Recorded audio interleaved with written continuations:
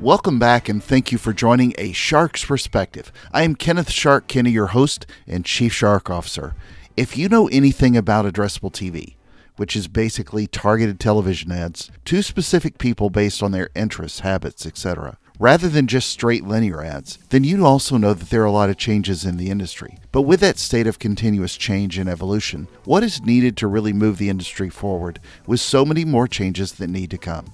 Should you watch ads that are targeted to you?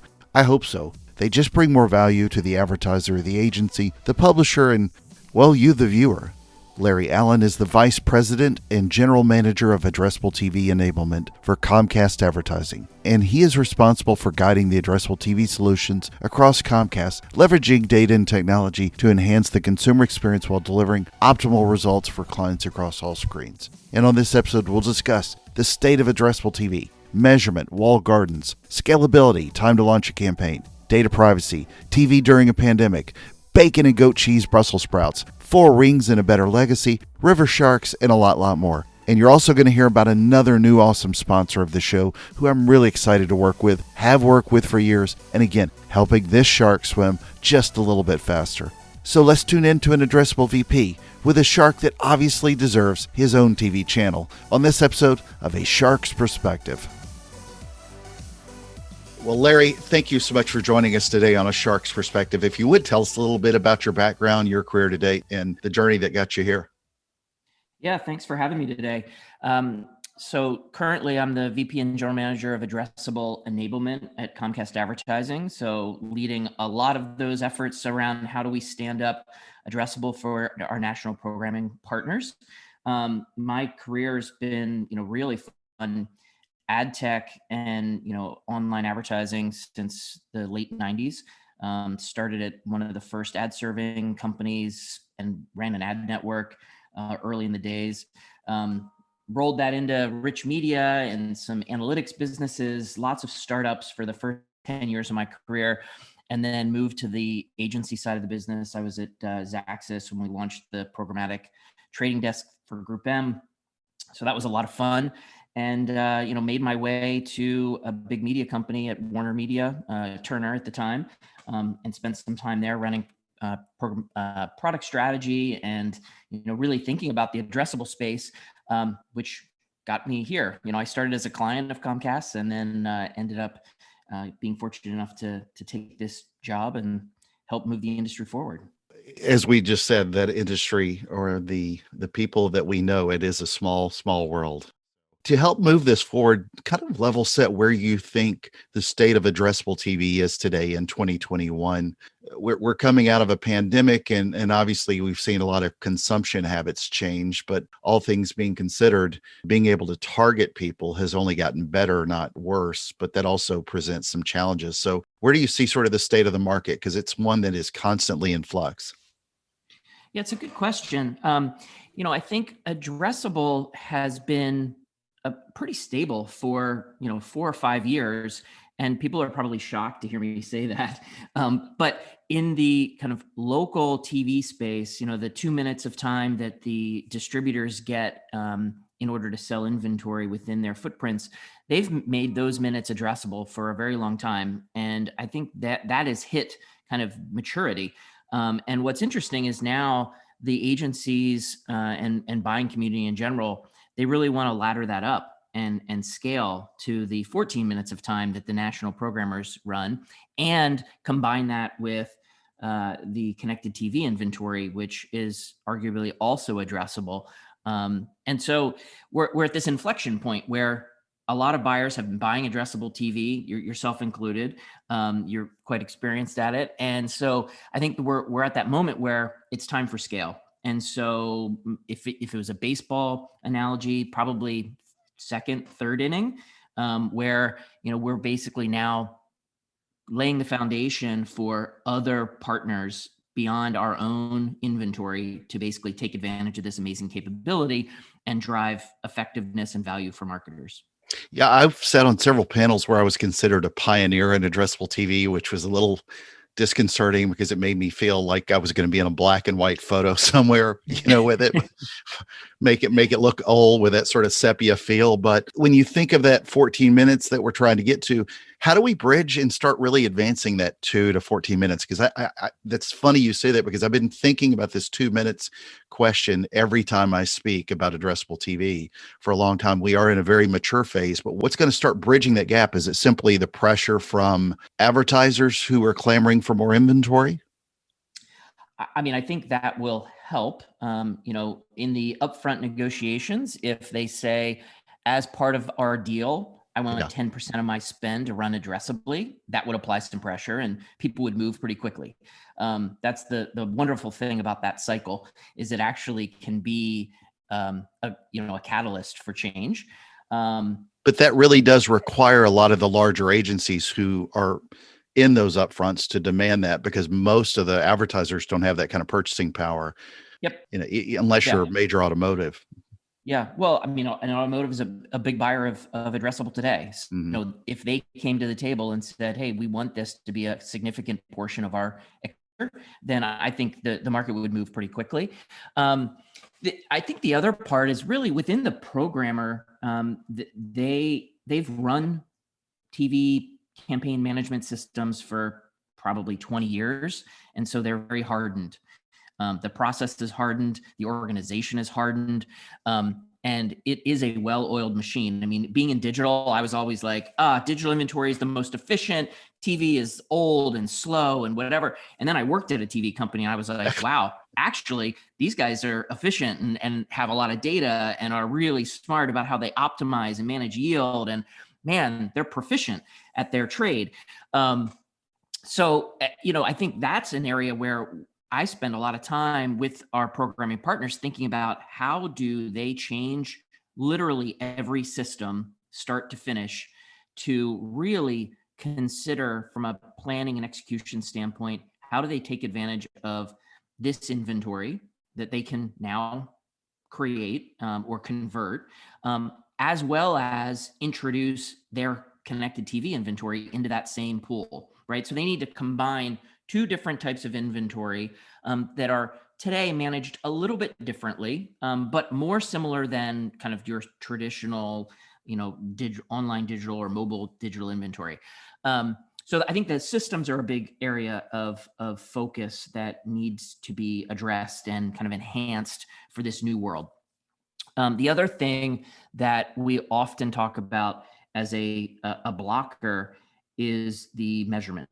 So all TV is basically transacted on a Nielsen C3 or C7 measurement currency.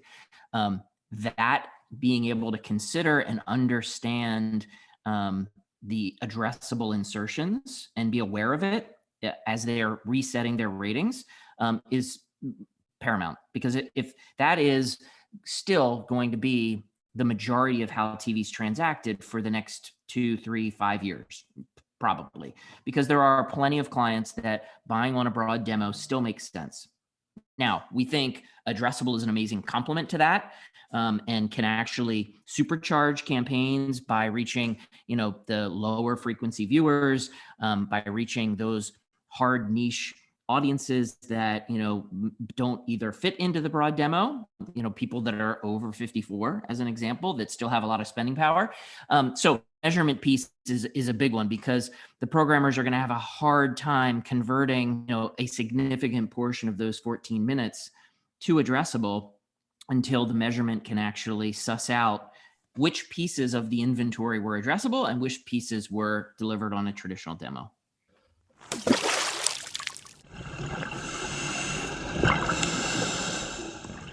So now let me tell you about a new sponsor for the show, making again a big splash. Again, your favorite shark would only work with the best, and I've known and worked with AC and his team at Drips for years. Looking for an outbound push? Then take a look at Drips, the founders of conversational texting, where they use conversational AI to help you reach customers where they're most responsive, and that's on their phones. And working with major brands like 3-Day Blinds, Liberty Mutual, Credit Repair, and Gainsco, Drips is leading the way for some of the biggest brands in the world to improve engagement rates and outcomes for their prospects and customers. Thank you, Drips. And now, back to the show.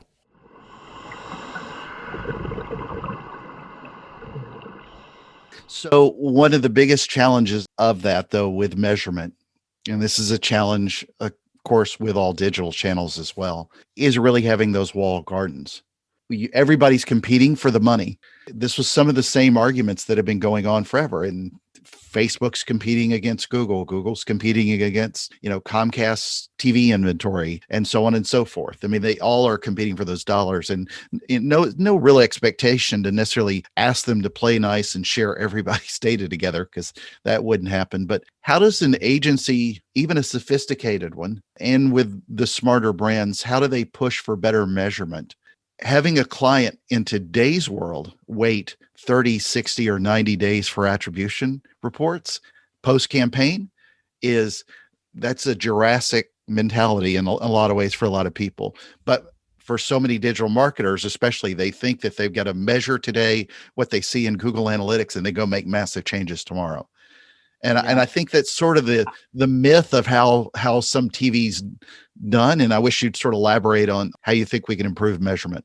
Yeah, I kind of think about measurement in two buckets. So I think about measurement on the kind of rating side of the equation, which is really heavily focused on the planning and just validation Great of point. delivery, right? Yeah. So that's bucket number one.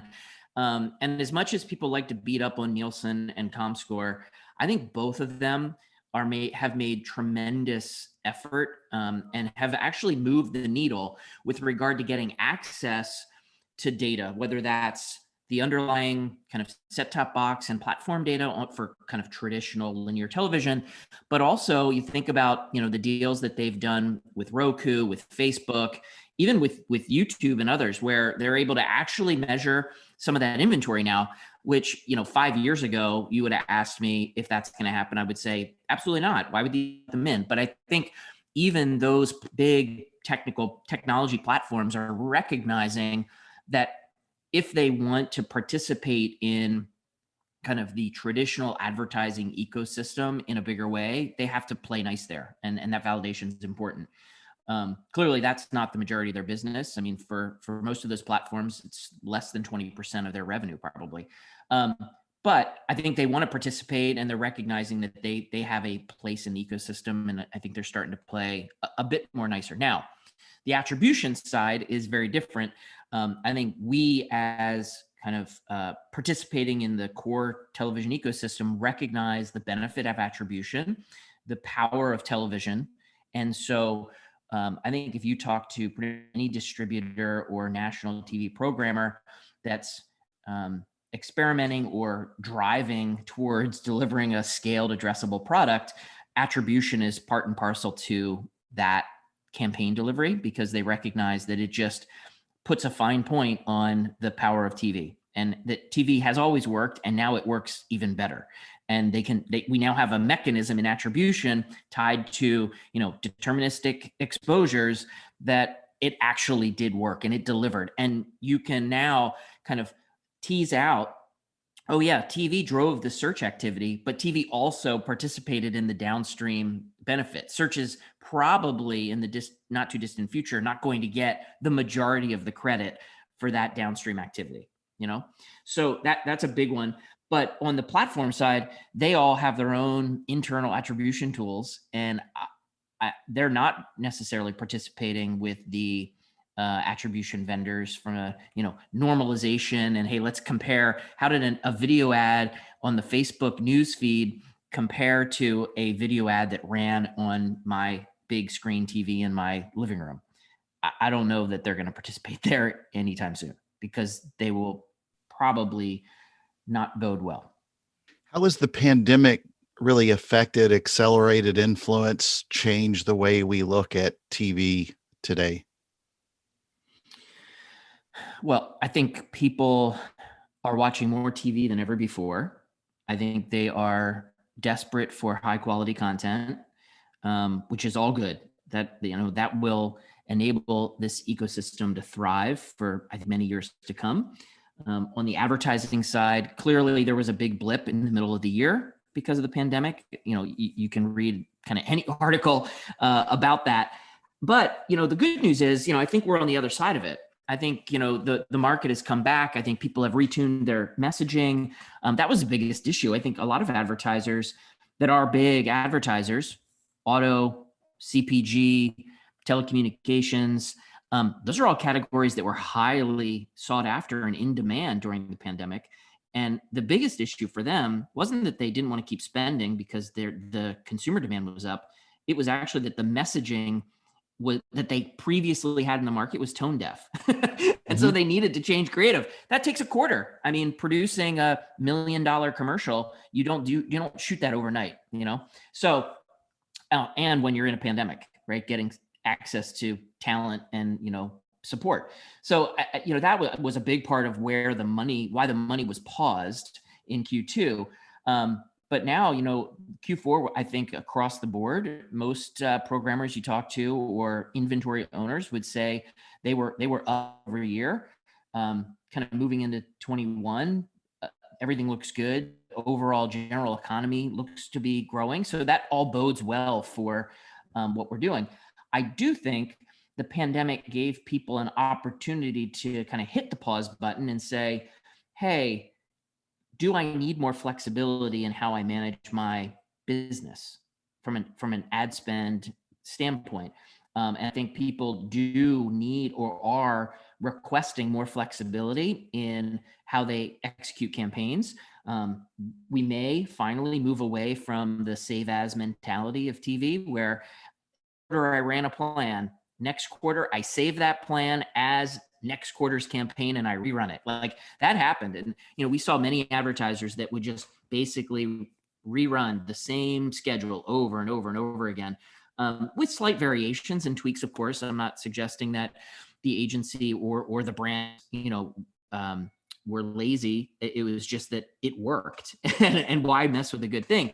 But that limited their opportunity to invest in other things that could make that campaign work better. And I think now we have that opportunity, and people are saying, hey, if I eliminate a little bit of waste over here, I could use that money to fund these new things like connected TV or addressable TV, which work really well in tandem with a national linear schedule.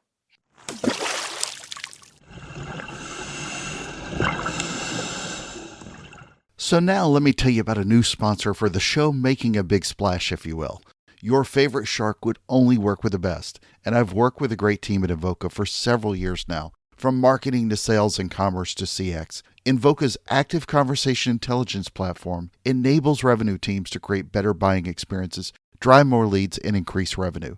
Trusted by top brands like Dish Network, Mayo Clinic, Mutual Omaha, Pods, and SunTrust, Greg and the Invoca team are doing some amazing work in turning conversion data into automated action to enhance digital touchpoints and human interaction. Thank you, Invoca. So now, back to the show.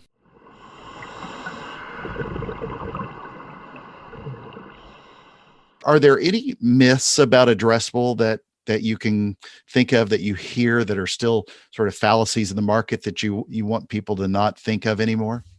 Well, yeah, I mean, the one that I would absolutely want to debunk is scale. I mean, people think that Addressable has no scale, and that's just not true. I mean, there are billions of impressions available on a monthly basis across the ecosystem.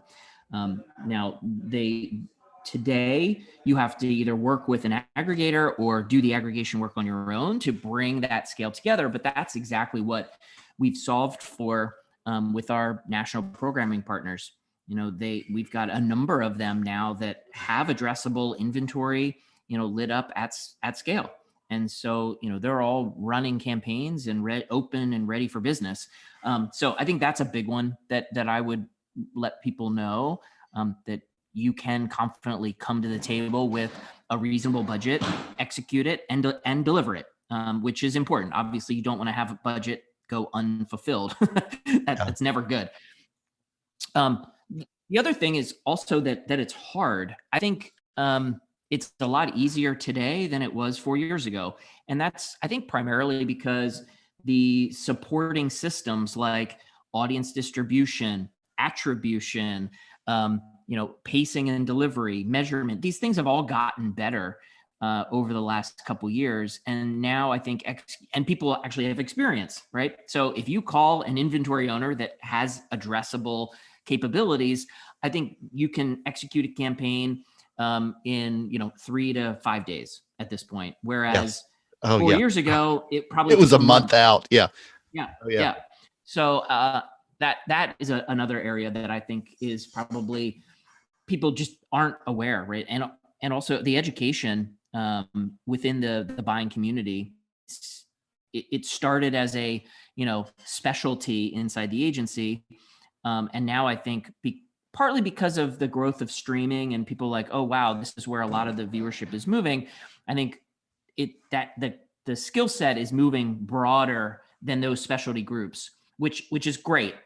So now it's an education process that all of us need to participate in to basically get general video buying community to understand addressable TV should be a core component of their budgets. Yeah, but do you see the market any time in the near future really being able to address addressable TV, buying it on that scale if you are the agency in Minneapolis, as opposed to the small clique of groups that are broader in knowledge internally that live in New York or Chicago or San Francisco or LA, for example?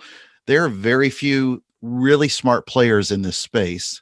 Although that has broadened greatly than that 4-year period, it's not necessarily at the retail level for a lot of even large companies to really dip their toe in the water if they're married to that agency that's in Des Moines, or I don't know why I'm picking on the Midwest. If you're, a St. Louis based agency, again, let me find, if you're an Atlanta based company, for example, with an agency, not a lot of those, I still find them dipping their toe inside addressable TV. Now they're doing it more from a digital standpoint, but not necessarily from a larger national scale TV campaign.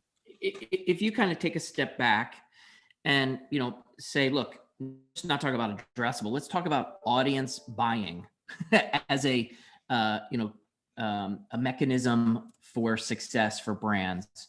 I think that has not permeated the industry yet, right? They're doing it maybe in niche digital opportunities, where the audiences are ready made for them and they can literally click a drop down and just buy. That's easy. That's great.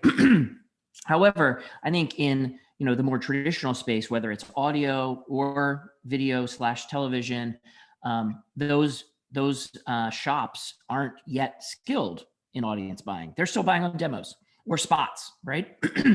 And so I think that's the education comment I was making earlier, Yeah. that we need to do a better job. I can tell you from my time at Warner, we had an agency in Cincinnati that was one of our top producing agencies buying data-driven linear. They got it. They saw the opportunity. They recognized that, it was a way for them to be competitive, for them to win business, that, they would walk in and they basically said, look, we're the advanced city of the future. And they were small. They didn't have a lot of clients, but they were winning clients. They leaned in, they educated themselves, and then they executed, and they recognized that when they bought on an audience, they delivered better results for their clients. And it's a self-fulfilling prophecy. So I would encourage those smaller agencies in the markets that we don't want to pick on to basically, lean in and educate themselves. I think it would be a really good thing for their business and their clients especially, but would probably enable them to grow. Yeah, agreed. I think of just so often, I live in the central part of the country as well. So I think if I had not necessarily worked heavily in TV, would have necessarily had the exposure that I had working with the Fortune 200 in these campaigns. A lot of people in my area or similar areas, Dallas, Houston, Phoenix, most of them don't have addressable TV knowledge. And I'm wanting to see more of that broaden. Well, so I would add to the easy comment.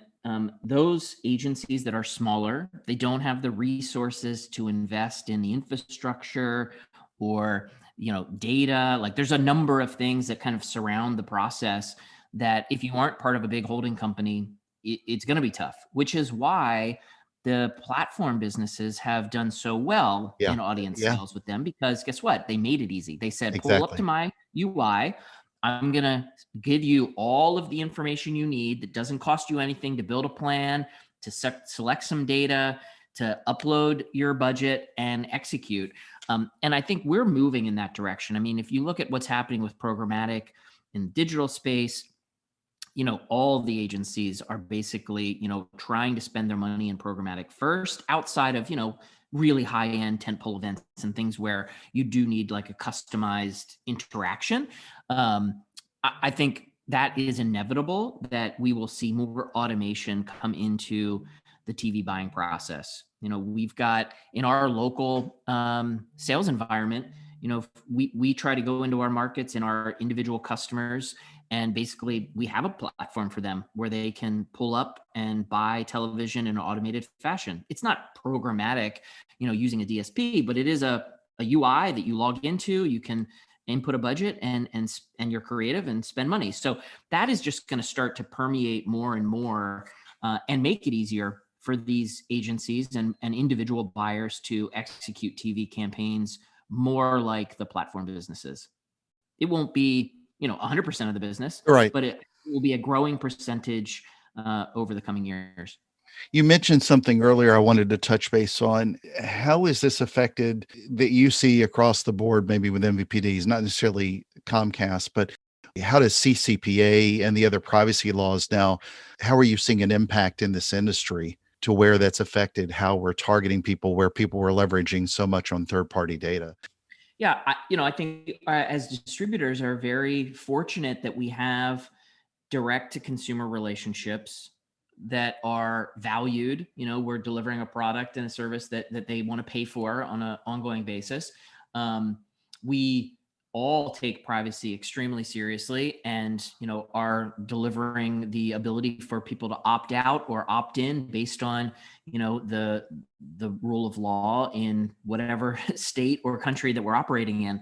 And I think the MVPDs traditionally have taken that very seriously because of oversight. And so that will continue, and that actually makes me really proud, because we are looking out for the consumer first and foremost. And there were definitely practices in kind of the Wild West of early days of digital that you kind of looked the other way a little bit. You sort of did the right thing, but if you were able to build your business, maybe you took advantage of it for a little while, and that never made me feel good, and so like that's something that I'm proud of, that we actually can take that stand and have a business that collectively is looking out for the consumer, and I would say generally puts the consumer first. I mean, our video product business, if you want to call it that, is the most important thing, and then advertising and how we make that work kind of tucks in as a very, very close second.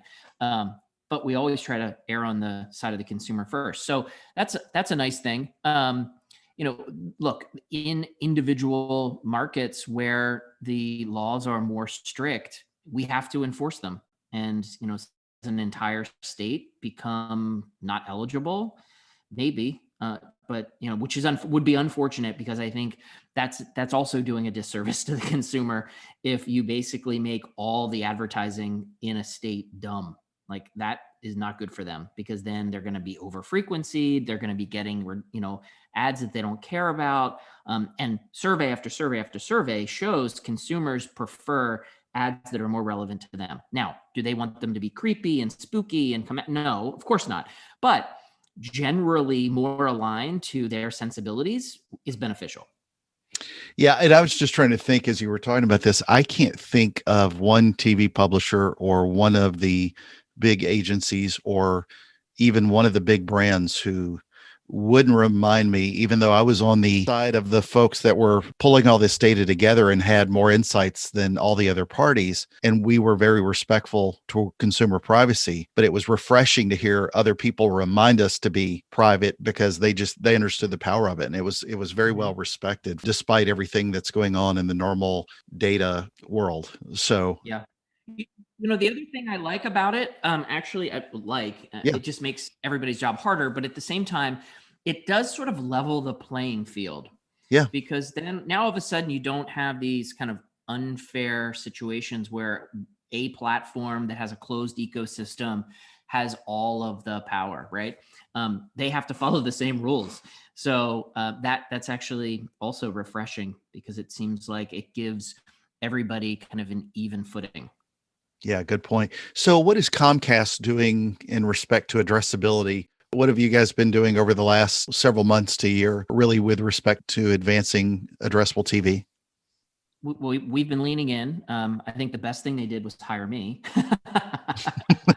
um, no, seriously, they kicked off an initiative in 2019 where we came together with Cox and Charter to basically try to unify the footprint and the workflow, make it easier for a programmer and importantly a marketer to execute campaigns on a large footprint of addressable inventory. And we've been pushing on that initiative now. I picked up that baton and have been running really fast with it over the last year. And we've made a lot of progress. We've got multiple programmers now signed on to that service and making great headway. We're pushing with our measurement partners. I think I mentioned before, we're trying to be, much more collaborative with them because that is a key obstacle that we have to solve. And so, putting making our data available in the right way for those services to be able to measure campaigns within our footprint is critical path. And so we've invested a lot of time and energy there.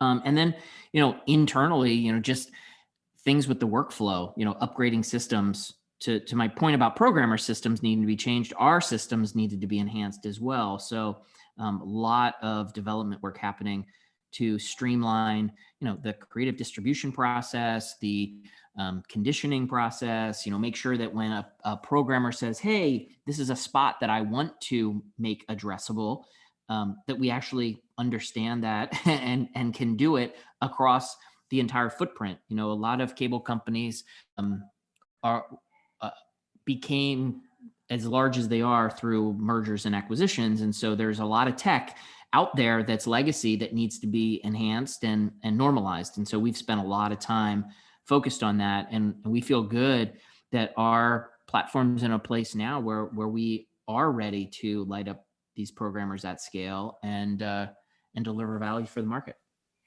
What are the advancements you'd like to see in the mid to near long-term future?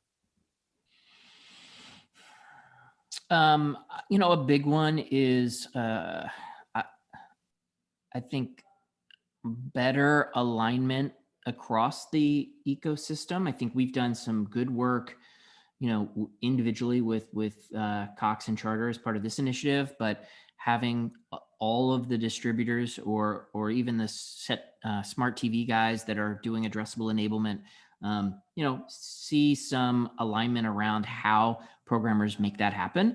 There's conversations there, but it could go faster.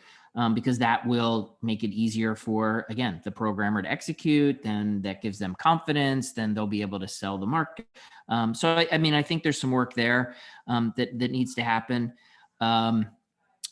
The other area that feels that people push back on that I don't know is as big of an issue as maybe they make it out to be, people are spoiled with digital reporting because it's near real time. You deliver an impression, you refresh your web page, and you can see, that impression added to your, impression column, right? Like it's like all of a sudden, boom, it went from 142 to 143. Wow, that's really cool.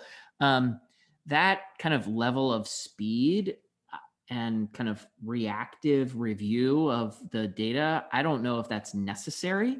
But moving to a, more real-time kind of reporting and analytics capability for television, I think would be beneficial, not just for addressable, but TV in general. When I was at Warner, we were working on that. Like, how do we get a dashboard that our sales team and the support teams could have access to? Like, what's the health of the system, next day? That would be amazing, because in a lot of cases it was maybe next day, but in a lot of cases it was weekly. And so having kind of a dashboard that could give you some better intelligence about how your business is running, I think would be a big one. But again, it comes back to lots of systems, need to be upgraded. You need to be able to manage that data, and TV data is big, and people don't quite realize the volume associated with TV data and the number of systems that are involved. So, dashboards and analytics is I think a very fast follow to these foundational items to make the addressable ecosystem work better. Larry, what do you do for fun? Well, during pandemic times, I've been cooking a lot, which is great. Yeah. What do you like to cook? I've become a fan of the iron skillet. So Nice. Pretty much anything I can make in a skillet, I've tried. I'm very partial to my bacon and goat cheese Brussels sprouts. Wow, that's a combination. It's unbelievable. Well, you're on a Shark's Perspective with a guy nicknamed Shark, and you see the sharks in the background on my Zoom call. What is your favorite kind of shark, and why? Do you have one? Bull shark.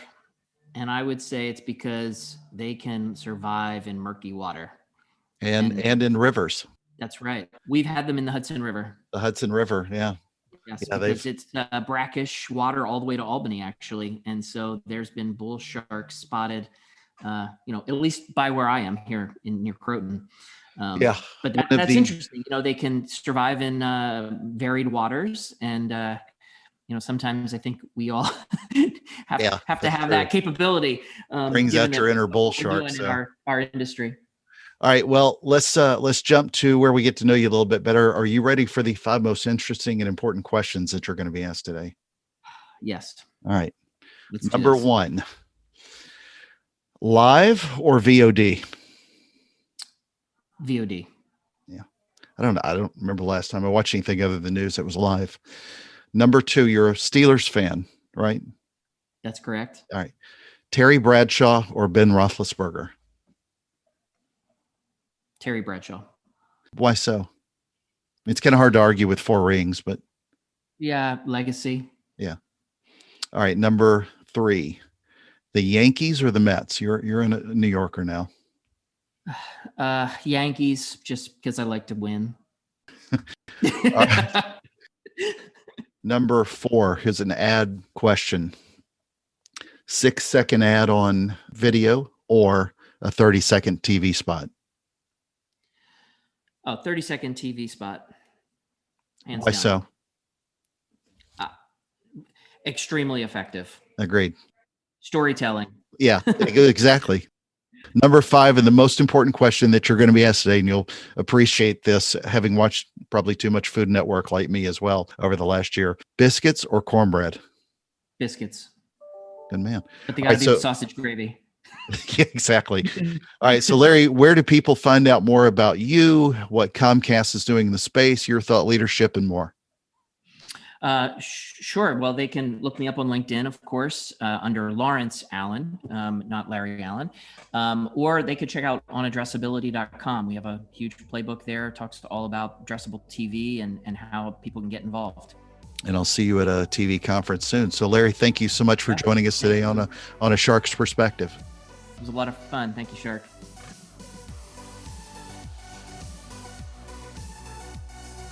So there was my conversation with Larry Allen, the Vice President and General Manager of Addressable TV Enablement for Comcast Advertising. Let's take a look at 3 key takeaways from my conversation with him. First, love the way he addresses the state, if you will, with Addressable TV.